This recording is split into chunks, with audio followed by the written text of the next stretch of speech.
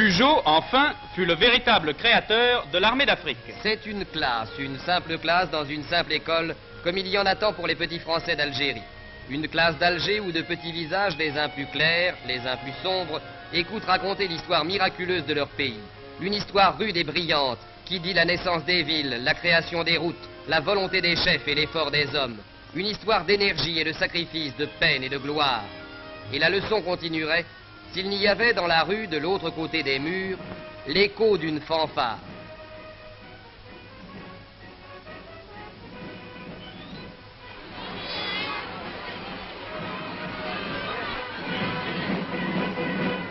Mais malgré le livre abandonné, peut-être que la leçon continue. Car sous leurs yeux, éclatant dans le soleil d'Alger, défile une part de cette histoire miraculeuse de l'Algérie française, l'armée d'Afrique.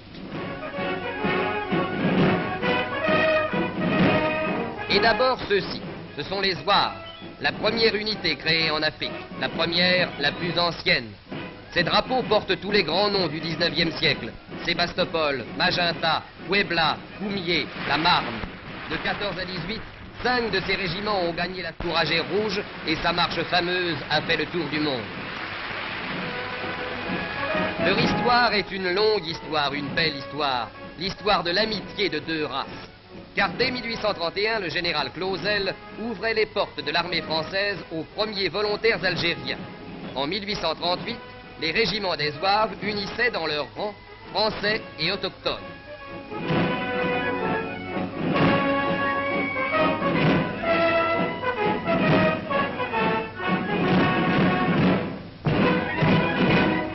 Ce fut là le premier amalgame.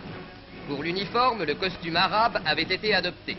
Et sous les ordres des instructeurs français, les Zouaouas apprirent à devenir, selon le mot du maréchal de Saint-Arnaud, les premiers soldats du monde.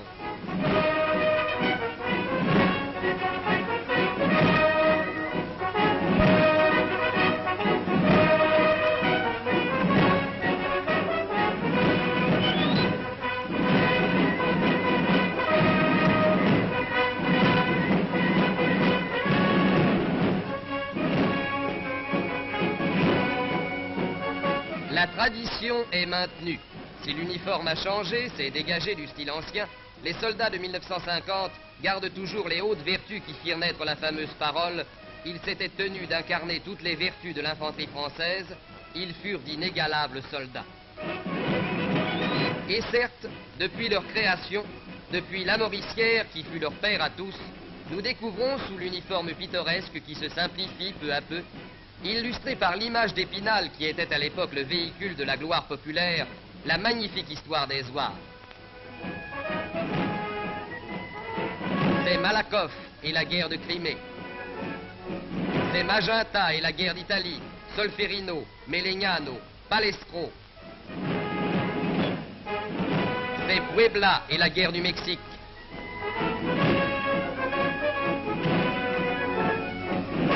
C'est 1870. C'est 1914. Partout où la France se battait depuis un siècle, on a entendu le fameux refrain « Pampan l'Arbille, les chacals sont par ici ». Ceux-ci, ce sont les tirailleurs. Leur nouba, où éclate le son de la raïta, est précédé du bélier fétiche qui les accompagne partout. Chez eux non plus n'éclate pas maintenant le luxe ornemental du costume arabe qui fut depuis l'origine leur uniforme traditionnel. Toutefois, le turban drapé autour de la chéchia confirme l'origine spécifiquement africaine de ce corps. Tirailleurs d'aujourd'hui, turcos d'hier, ils défilaient du même pas, portant cette charge écrasante du barda qui pesa jusqu'à 27 kilos. De leur première unité créée en 1839, devaient naître successivement 28 régiments algériens, tunisiens et marocains, enfants tous de la même famille et de la même glorieuse filiation. Ils furent les premières troupes d'Afrique à faire partie d'un défilé triomphal à Paris au retour de la campagne d'Italie. Car déjà depuis longtemps, leur preuve était faite. Ils avaient en Crimée été les héros d'Inkerman. À Solferino, ils avaient attiré par leur bravoure l'attention de Napoléon III. Ils étaient, au mauvais jour de 1870, héroïques jusqu'à la mort à Wissembourg et à Reichshoffen. La suite était dans la même ligne. Tirailleurs couscous, étaient pour toujours entrés dans l'histoire de France.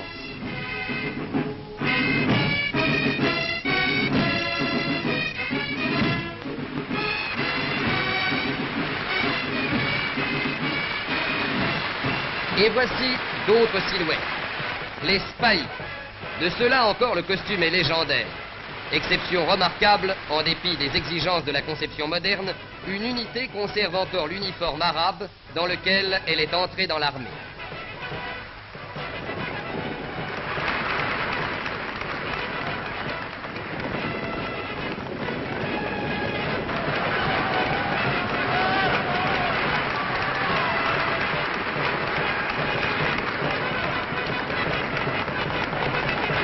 C'est peut-être ce miracle de l'uniforme qui raccourcit pour les spahis le long cheminement de l'histoire. Le spahi d'aujourd'hui fait penser à Youssouf, le général au grand cœur qui fut le véritable créateur des escadrons dont on devait voir plus tard les burnous rouges dans toutes les guerres françaises.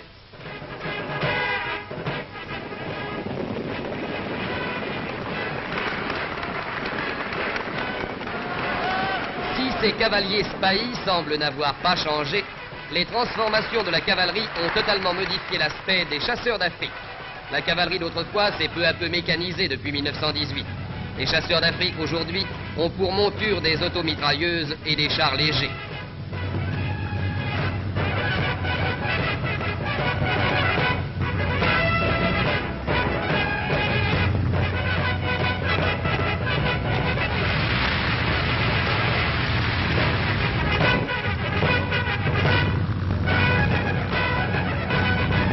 L'histoire des chasseurs d'Afrique est l'égale de celle de tous les corps de l'armée d'Afrique. Créés dès 1831, ils prennent leur forme définitive 10 ans après. Et durant l'espace de plus d'un siècle, on les verra au galop de leurs chevaux d'abord, puis dans le bondissement de leurs moteurs, revenir à chaque pas de l'histoire et de la légende héroïque. La charge désespérée des escadrons du général Marguerite est encore dans toutes les mémoires.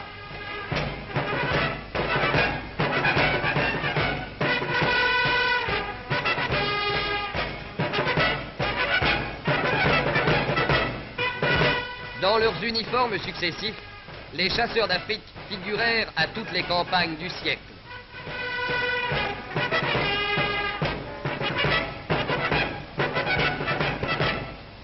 On les vit à Solferino, au Mexique. On devait les retrouver à Gravelotte, puis à Charleroi, avant de les revoir en 1940 et en 1944.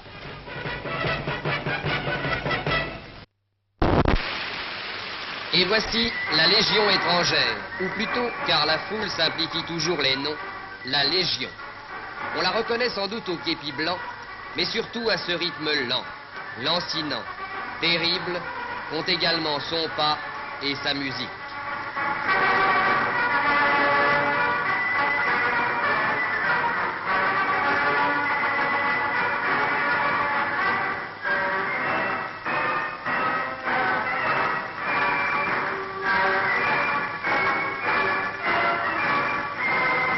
Son berceau, son siège, sa ville, son pays, Sidi Bel Abbès est tout cela à la fois. C'est de cette ville où chaque légionnaire fait un stage à son arrivée et revient entre chacune de ses affectations que la Légion a essaimé à tous les âges depuis un siècle pour toutes les tâches et tous les devoirs, pour tous les pays et toutes les gloires. Car le passé de la Légion est immense et prestigieux. Héritier du premier régiment étranger créé en 1811, la Légion étrangère actuelle doit sa vie à un décret de 1831. Depuis cette date, les hommes à l'épaulette verte et rouge n'ont fait que mériter chaque jour cette apostrophe fameuse du général de Négrier. Légionnaires, vous êtes soldats pour mourir, et je vous envoie où l'on meurt. Voyez-les. Dans l'immense cour de la caserne de Bel Abbès, c'est la fête de la Légion, le jour de Cameron. Cameron n'est qu'un coin du Mexique, où en 1863, un groupe de légionnaires résistèrent jusqu'au dernier. On ne retrouva que des morts. C'est pour cela que l'anniversaire de Cameron est devenu la fête de la Légion. Entre les légionnaires massés, s'avance le plus vieil officier portant sur un coussin la main de bois articulée du capitaine d'Anjou, mort à Cameron avec ses compagnons. Relique extraordinaire et presque troublante, inconcevable ailleurs qu'à la Légion. Une main de bois prise au cadavre d'un soldat, c'est là le trésor de la Légion, le signe même de sa religion du devoir.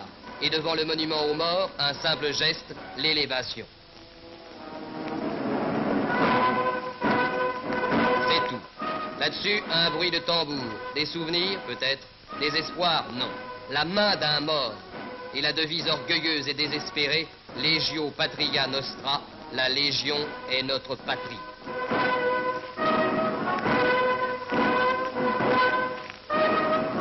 personnages-là, vous les retrouverez dans tous les coins où la dureté du ciel et de la terre oblige les hommes à plus de peine et à plus de courage. Car le légionnaire est sans repos. Il a sa tâche de paix comme sa part de combat. C'est à lui le premier qu'il appartient souvent de tracer la première piste sur les terres nouvelles. Son chantier éternel, sans cesse recommencé, c'est la terre inhumaine, le bled, la solitude, où l'on use des journées à force de travail, la pelle ou la pioche à la main, l'arme à portée.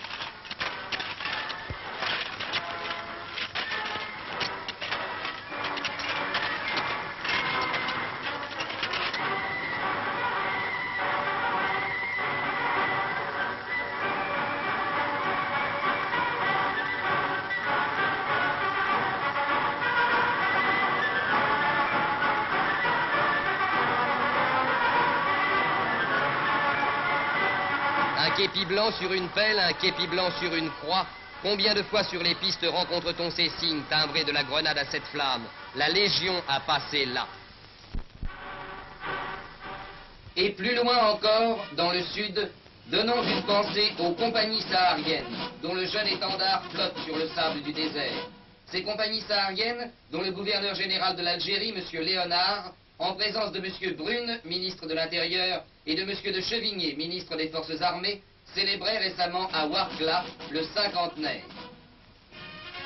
L'armée d'Afrique peut aussi être fière de ceux-là, les derniers venus sans doute, les plus oubliés peut-être, qui, pour faire régner la paix française dans les coins les plus reculés, montent la garde autour d'un drapeau au fin fond du désert.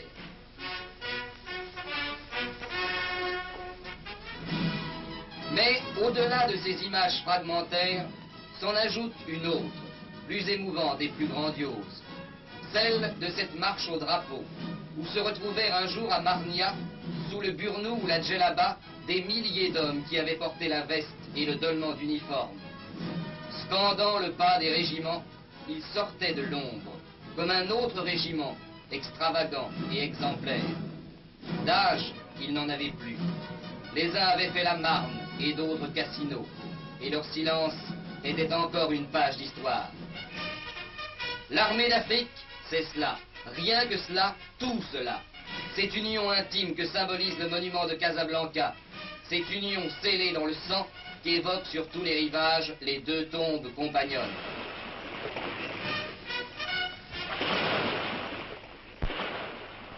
Telle a été l'armée d'Afrique au long d'un siècle. Mais ses mérites et ses gloires ne seraient qu'un grand souvenir si un jour encore récent, une armée d'Afrique ne s'était levée pour rendre à la France la terre de France envahie, pour rendre à la France elle-même.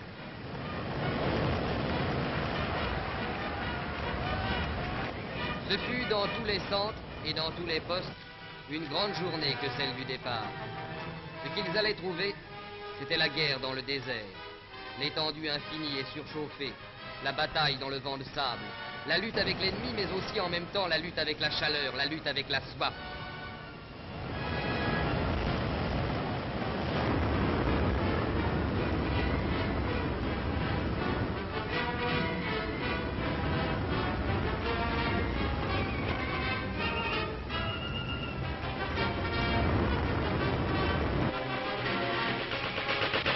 Cette armée-là n'avait les équipements et les armes ni de ses alliés ni de ses ennemis. Mais avec son armement disparate et souvent démodé, elle jalonna sa marche en avant de noms qui sont aujourd'hui dans toutes les mémoires. El Alamein, Marette, Déjà, Cap Bon.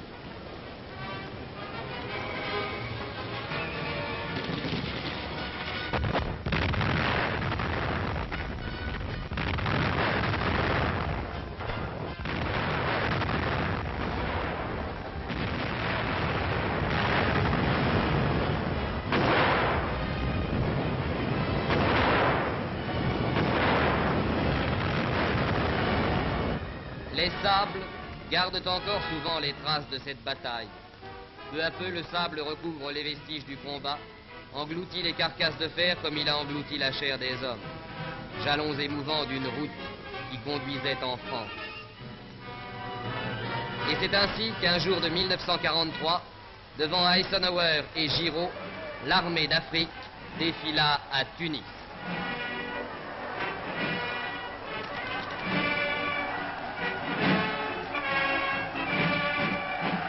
L'Afrika Korps de Rommel n'était plus.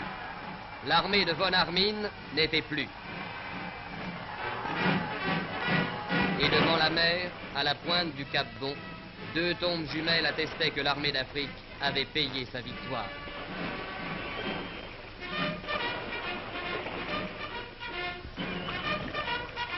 L'Italie s'ouvrait, avec ses âpres défilés, sa rudesse rocheuse et pauvre. L'armée d'Afrique, ayant passé la mer, passa les montagnes.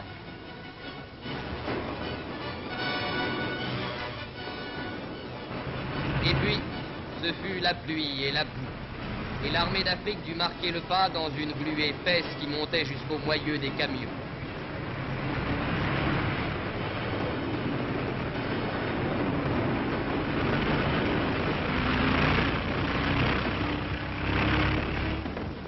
La guerre continuait, avec ses héroïsmes quotidiens, ses drames, ses victimes.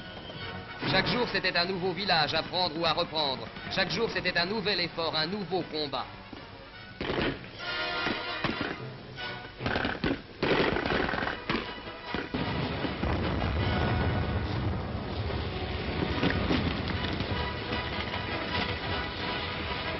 C'est dans cette atmosphère que le général de Gaulle vint un jour, au nom de la France en guerre, saluer l'armée d'Afrique que commandait alors le général Juin. Depuis le 18 juin 1940, la France en guerre avait fait du chemin. Elle avait maintenant une armée qui connaissait la victoire.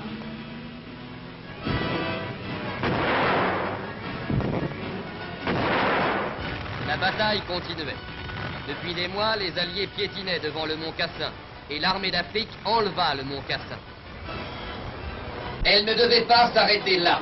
Rome la vit à son tour, et la ville des Césars, d'où l'ombre du fascisme s'était retirée, devait applaudir à la fois le général Juin et ses troupes africaines.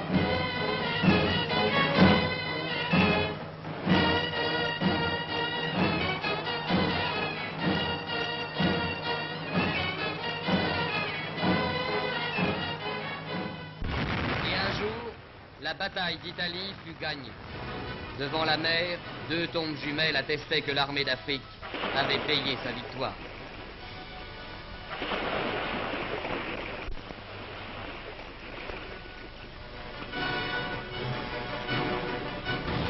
Et puis, ce furent les heures magnifiques du débarquement en France.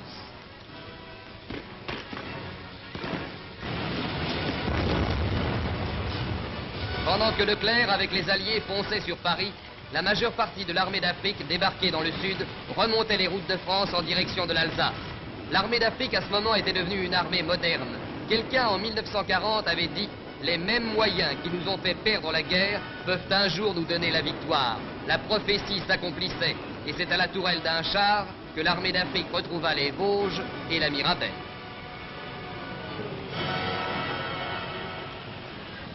Ce fut l'Alsace.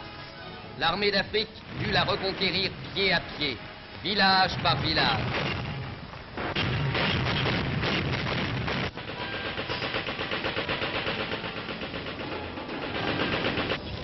Chaque jour fut marqué d'un combat, chaque jour fut marqué d'un pas en avant.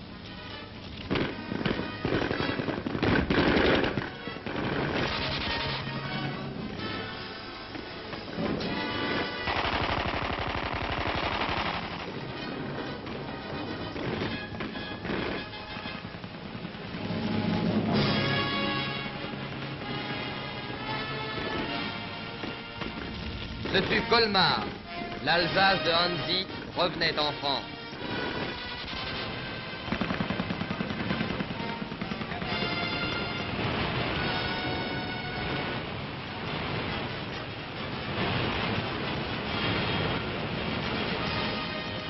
Ce fut Mulhouse.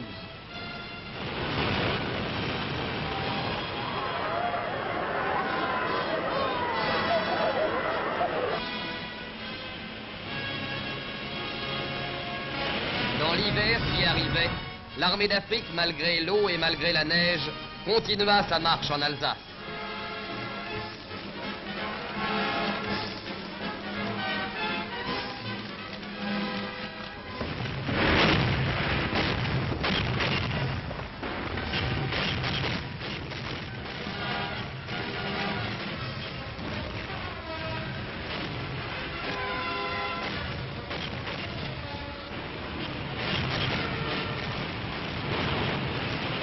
Ce fut Strasbourg, où à Koufra, dès 1940, l'armée d'Afrique s'était fait serment de revenir. Strasbourg, où l'armée d'Afrique entra sur un tapis de propagande hitlérienne. Avec Strasbourg, l'armée d'Afrique avait fini de libérer l'Alsace. Toute la province se couvrait de tricolores, et le plus petit village, comme la ville la plus importante, faisait fête aux libérateurs.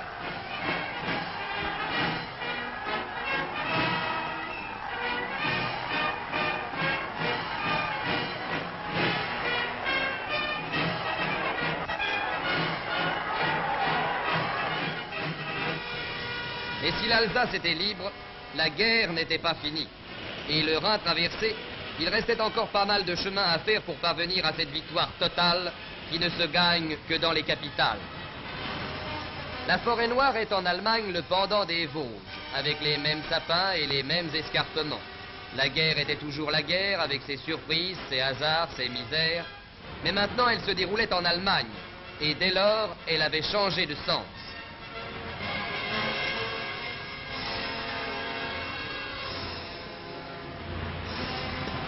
Aux fenêtres apparaissait, et en nombre plus grand chaque jour, le drapeau blanc, le drapeau de ceux qui cèdent.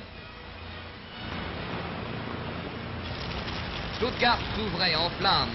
L'armée d'Afrique marchait dans le sang, mais aussi dans l'ombre de la victoire. Et Radio Stuttgart, qui avait dit tant de paroles, ne pouvait plus que faire entendre le pas de ses vainqueurs.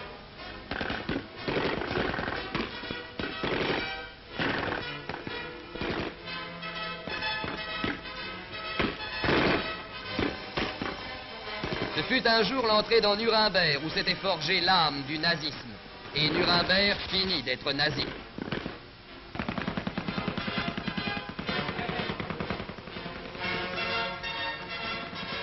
Ce fut enfin un jour de 45, le bout de la route, Berchtesgaden, où Hitler avait conçu ses songes démesurés. Le nid d'aigle, d'où était partie la foudre, allait redevenir une simple station de montagne. La guerre était finie. La France était redevenue la France et Paris applaudissait. Il applaudissait cette armée qui, partie d'Afrique, était allée jusqu'au fond de l'Allemagne et rentrait victorieuse. Il applaudissait ces hommes de deux races, fondus dans le creuset d'une vie commune et fondus encore au feu des batailles communes. Il applaudissait l'armée de la victoire, et l'armée de la victoire, c'était pour beaucoup l'armée d'Afrique.